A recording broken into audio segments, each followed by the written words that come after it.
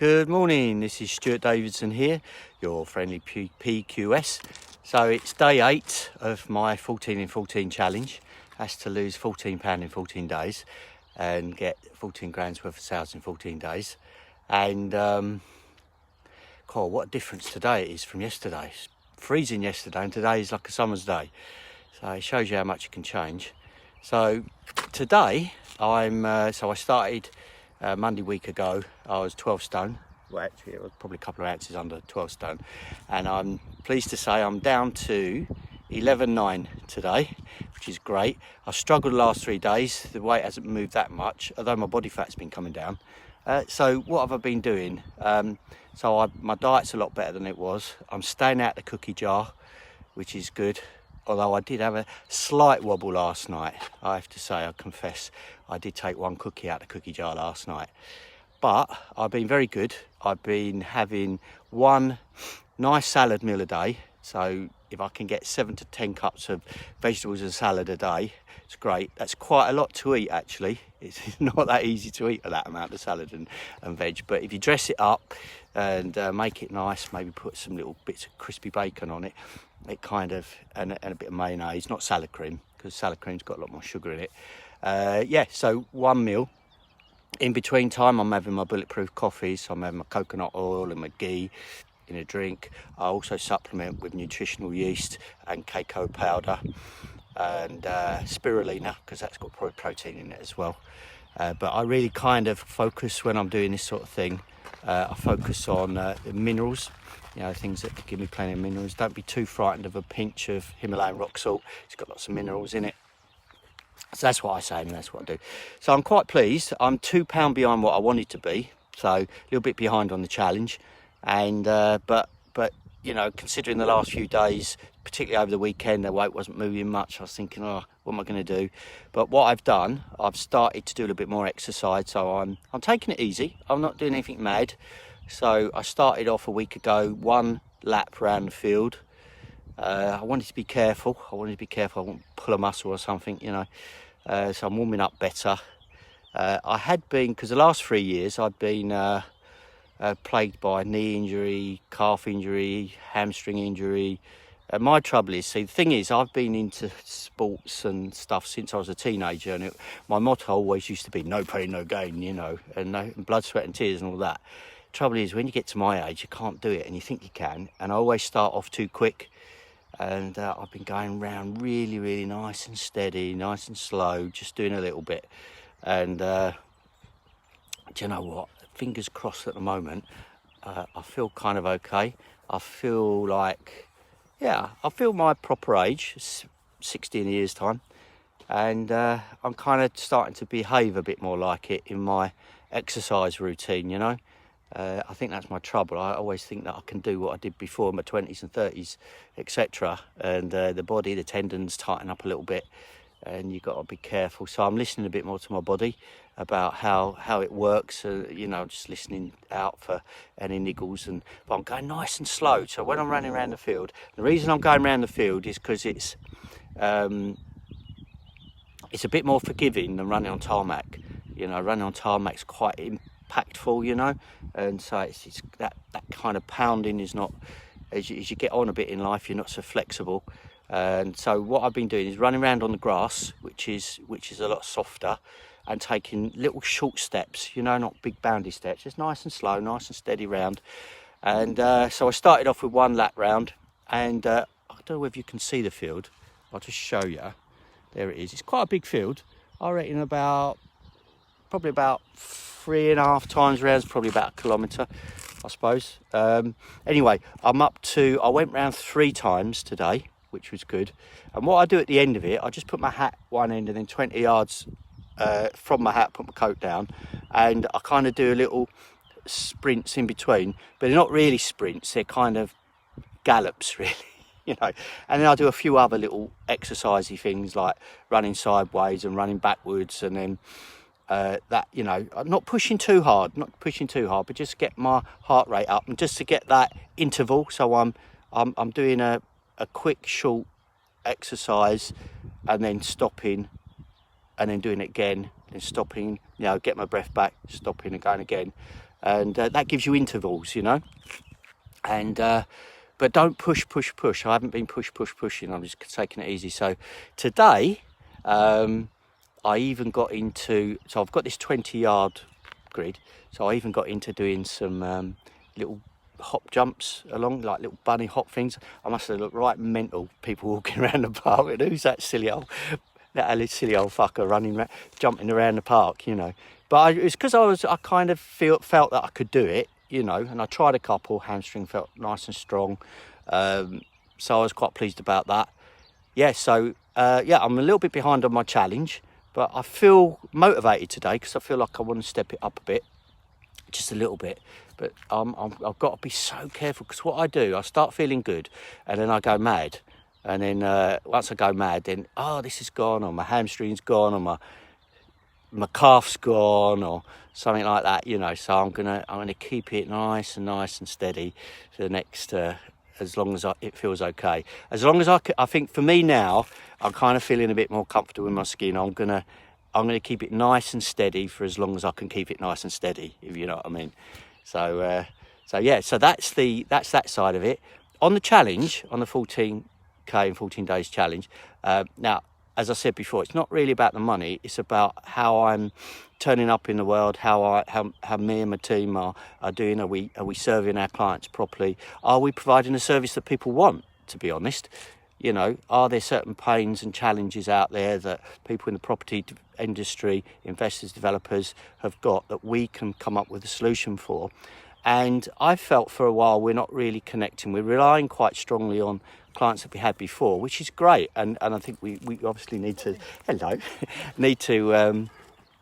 all the dogs running around the field like me, I don't know why. And perhaps I think I am one. So anyway, where was I? Yeah. So, you know, our existing clients, I think we need to serve more and better. But I think also we need to be connecting out there. And there's clients out there that maybe have some pains and problems about what they're doing, but don't necessarily know where to go, what to do, and they might not necessarily know what a quantity surveyor can do to help. You know, we're often caricatured as bean counters, as I said the other day, but most quantity surveyors, chartered quantity surveyors, do a lot more than bean counting. They do bean counting, they're very good at bean counting. And do you know there's special conventions laid down by the RICS for bean counting? Now, how about that for an institution? Now, but they do much more. It's a surveyor. It's a surveying profession, and all surveyors, whatever discipline they're in, whether a general practice surveyor or a land surveyor or a building surveyor or a quantity surveyor, in their training they have to cover all the disciplines, and then they specialise out into one particular discipline. So there's lots of things that and knowledge that quantity surveyors have. And maybe sometimes, you know, I was doing a little bit of a survey the other day on the phones, and some property developers have never used a quantity survey and they don't even know what one is, you know. And sometimes they have problems. And I have known some developers to come unstuck, and maybe their projects have been unsuccessful. And there was a case last year where a couple had put all their money, and it was over £1 million into a project. They'd been on a property course, and they lost a lot. And they hadn't been to a quantity surveyor. And by the time I found out about the project, someone told me about it. There were some simple things they could have done. You know, we could give them some advice to prevent that happening. It's a real shame, really. You know, so the 14 grand in 14 days is you know, if we can get signed up clients into our business, it means we're serving a purpose. We're serving a paying the property.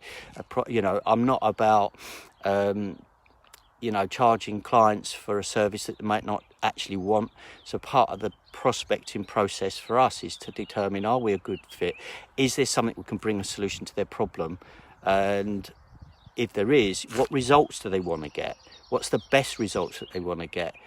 And are we able to produce those results for them? You know, and if I don't think we can, then you know, I'm not going to say we can and we can't, if you see what I mean. So what have I done so far? I've learned quite a lot.